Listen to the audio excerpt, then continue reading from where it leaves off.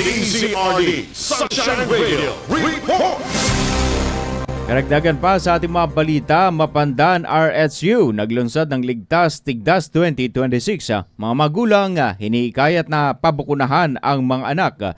Ang detalye ng report ni Ani Atid sa inyo ni kapartner Vian Vergabinya.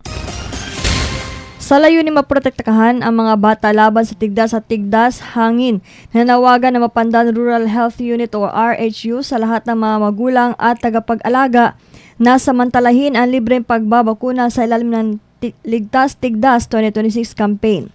Sa mensahe ni Mapandan Mayor Carl Christian F. Vega, hinikayat nito ang mga magulang at tagapag-alaga na pawakunahan ang mga batang may edad na 6 hanggang 59 na buwan.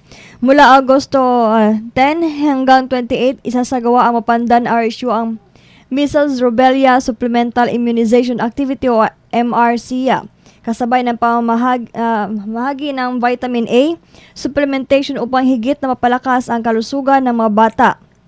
Upang mas mailapit ang serbisyo sa mamamayan, iikot ang mga vaccination team sa lahat ng barangay sa bayan upang magsagawa ng libreng pagbabakuna.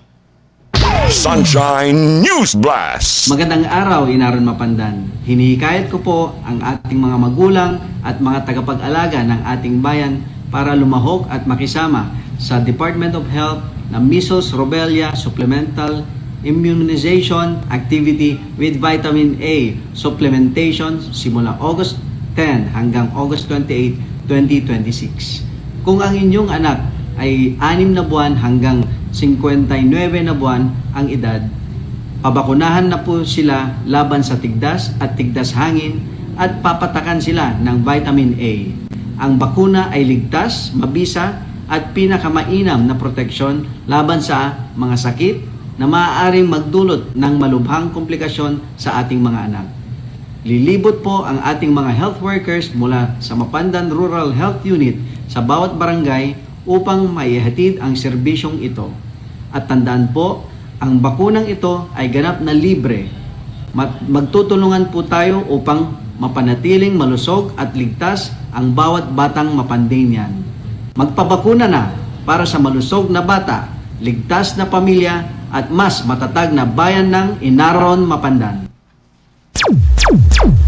Ayon sa RHU, layunin ng programa na mapataas ang proteksyon ng mga bata laban sa tigdas at tigdas hangin, habang makatutulong naman ang vitamin A sa pagpapatibay ng kanilang resistensya at pangkalahatang kalusugan. Pinapayuhan ang lahat ng mga magulang na dalhin ang kanilang mga anak sa itinakdang schedule ng pagbabakuna sa kanilang barangay